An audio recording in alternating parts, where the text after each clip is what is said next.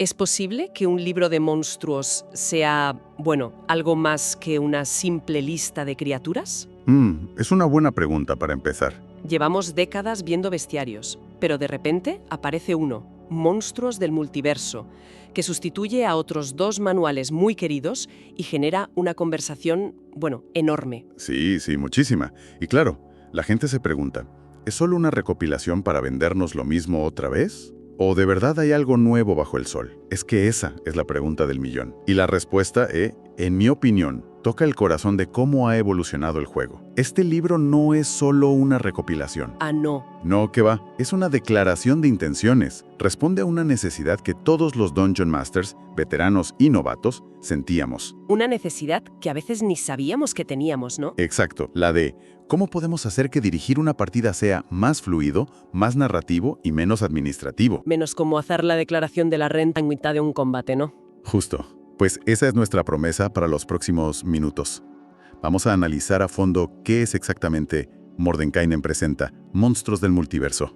Vamos a ello. Queremos entender por qué existe, qué lo hace tan endiabladamente práctico y sobre todo qué filosofía de diseño esconde. Y una cosa importante, sí, y lo más importante, lo haremos sin desvelar ni una sola estadística. Esto no es una guía de optimización, es un viaje a las ideas que hay detrás del libro, para que cada cual descubra los secretos en su propia mesa de juego. Exacto. Perfecto. Pues empecemos por lo básico. ¿Qué es este libro? A primera vista es una actualización de más de 250 monstruos y 30 y pico razas jugables, creo. Eso es. Y más de 30 razas que estaban dispersas por manuales como la Guía de Volo o el Tomo de Enemigos de Mordenkainen. Pero la palabra clave aquí no es actualización, sino unificación. Y supongo que de ahí viene lo de multiverso en el título. No es una lección de marketing al azar. Para nada. Es el pilar conceptual de todo el libro. La idea es romper con la noción de que cada monstruo pertenece a un único escenario de campaña. Claro. Aquí se agrupan criaturas de todos los rincones de la cosmología, de los extraños parajes céricos, de la opresiva infraoscuridad, del desolador páramo sombrío. Pero no es un simple corta y pega. No. No se limita a ponerlos uno al lado del otro. Les da un tejido conectivo, una historia común.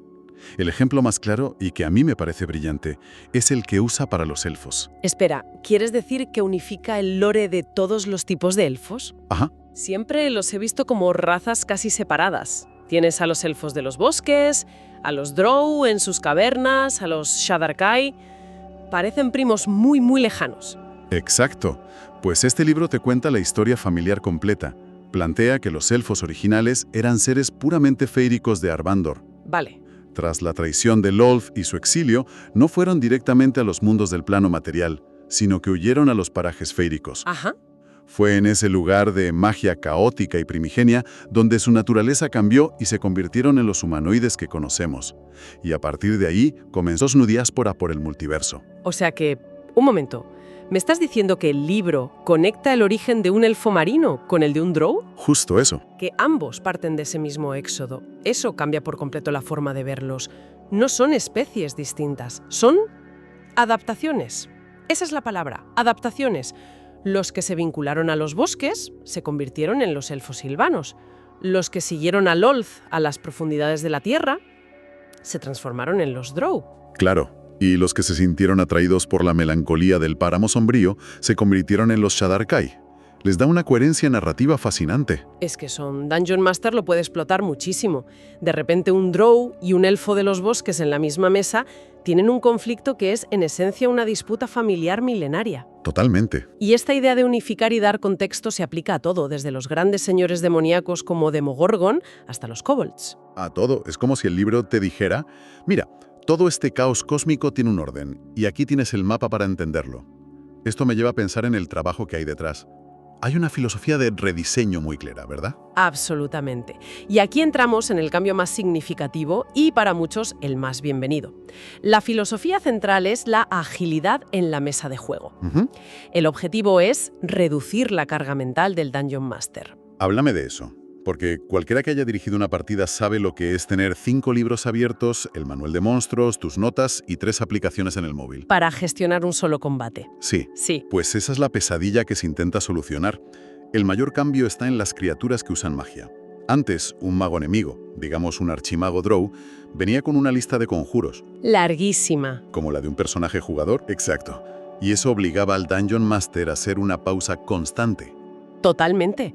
Tenías que parar la acción, buscar el conjuro en el manual del jugador, leerte los 3 párrafos de descripción, comprobar el área de efecto. La tirada de salvación, si le quedaba un espacio de conjuro de nivel 4. Toda esa contabilidad te saca por completo de la narración, del ritmo del combate. Exacto, pues se elimina esa carga.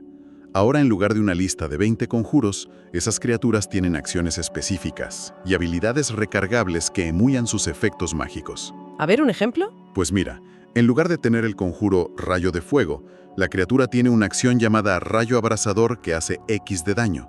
Es directo, está en su bloque de estadísticas y no requiere consulta externa. Ah, claro. El monstruo se vuelve una amenaza autónoma y fácil de dirigir. Suena como una mejora de calidad de vida brutal. Pero, y aquí voy a hacer de abogada del diablo. A ver, ¿No se corre el riesgo de simplificar en exceso? A veces, la complejidad de un mago enemigo, con su versátil lista de conjuros, es lo que lo hacía impredecible y aterrador. es una preocupación legítima. ¿No se pierde algo de ese mago de verdad al convertir sus hechizos en meros ataques especiales? Es el gran debate que ha generado el libro. Hay un pequeño coste en versatilidad, es cierto. Un mago con una lista completa de conjuros podría, teóricamente, lanzar invisibilidad si la situación lo requiriese. Claro. La nueva versión está más enfocada al combate. Sin embargo, la ganancia en ritmo y en facilidad de uso es inmensa. Y, seamos sinceros, Dime. ¿cuántas veces usaba un Dungeon Master el 90% de la lista de conjuros de un monstruo en un combate de 5 asaltos? Casi nunca. Usabas los 2 o 3 de daño y ya. Pues eso.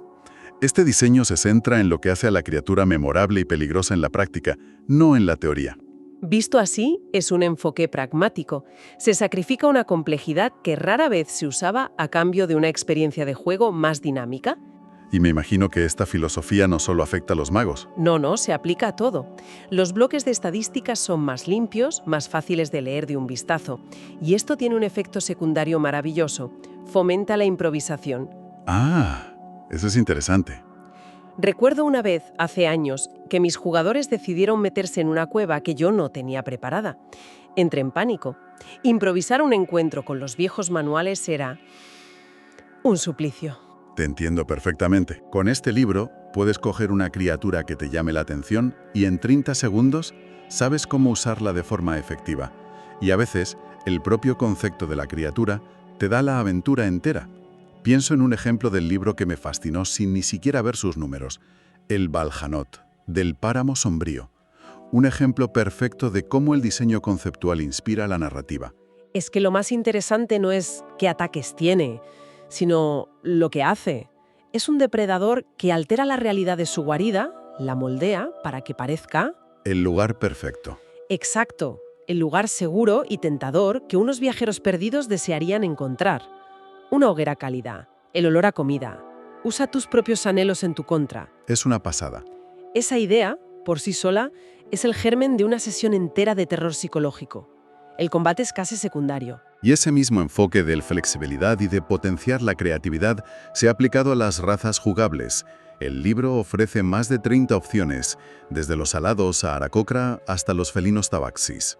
Y ahí también hay cambios, ¿no? También hay un cambio sutil, pero muy importante en la filosofía de diseño.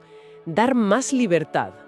¿Más libertad en qué sentido? Por ejemplo, para varias razas como el genasi de aire, el liebrén, esta especie de humanoide con rasgos de conejo, o el tabaxi, el libro ahora dice: ¿eres mediano o pequeño? Eliges el tamaño al crear el personaje. Ah, qué bueno. Puede parecer un detalle menor, pero rompe con restricciones anteriores y abre un abanico de conceptos. Claro, puedes tener un tabaxi pícaro, ágil y pequeño, o un tabaxi bárbaro, más robusto y de tamaño mediano. Exacto. Es una pequeña regla que confía en la imaginación de quien juega. De acuerdo, pasemos a mi parte favorita: las historias que se esconden detrás de las criaturas. Porque este libro es una mina de oro para cualquier Dungeon Master que busque ganchos de aventura. Totalmente. Me quedé absolutamente fascinada con la historia de los Alhuns. Son un ejemplo fantástico de cómo el trasfondo crea una amenaza mucho más interesante que una simple bolsa de puntos de golpe. Totalmente. No son solo azotamentes que saben lanzar conjuros. La tragedia de su existencia es lo que los hace tan interesantes. Son parias. Son parias, exiliados de su propia sociedad por atreverse a estudiar la magia arcana, una herejía para el cerebro anciano. En lugar de buscar la fusión con la mente colectiva, buscan desesperadamente una forma de inmortalidad individual. Una especie de atajo profano para convertirse en liches. Es una trama de rebelión, ambición y miedo a la muerte. Y eso, en la mesa, transforma por completo el encuentro. Un aljón no es un monstruo errante que te encuentras en un pasillo. Es un PNJ con un objetivo desesperado. Claro. Quizá está buscando un artefacto antiguo o necesita secuestrar a un elfo para un ritual.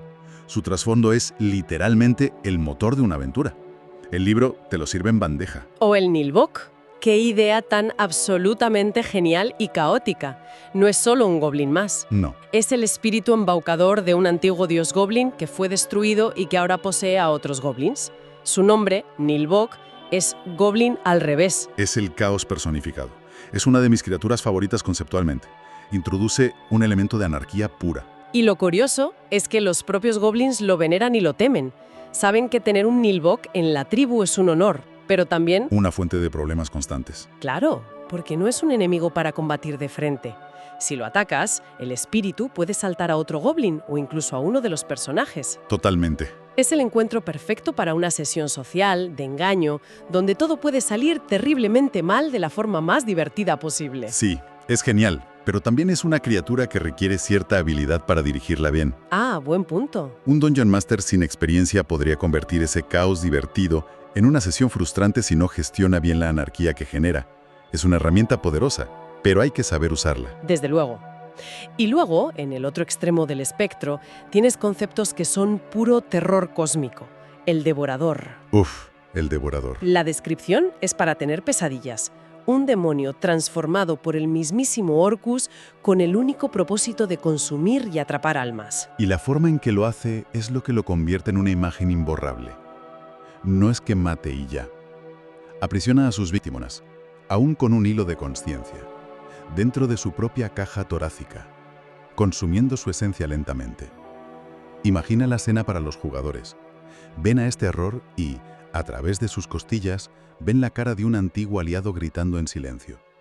Es terrorífico. Es que incluso las criaturas que parecen más simples, como el rastreador reptante, que a primera vista es solo un charco de líquido asesino, tienen detrás una historia trágica.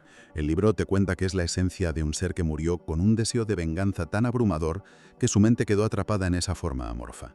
Buscando eternamente al objeto de su odio. Es puro horror narrativo. Esos pequeños detalles lo son todo. Transforman un encuentro de combate en una historia. Los jugadores no matan a un charco. Están liberando a un alma en pena. Después de analizar todo esto, la pregunta parece obvia, pero la respuesta quizás no lo sea tanto. ¿Para quién es este libro? Creo que sirve a públicos muy distintos, pero de formas diferentes. Para los Dungeon Masters veteranos es una herramienta de calidad de vida, como decías antes. Sí. Actualiza y agiliza monstruos que ya conocen, eliminando gran parte del trabajo pesado de la preparación. Les permite centrarse en la historia, no en la gestión de reglas. Estoy de acuerdo. Para una veterana es como pasar de una caja de herramientas desordenada a una bien organizada y optimizada.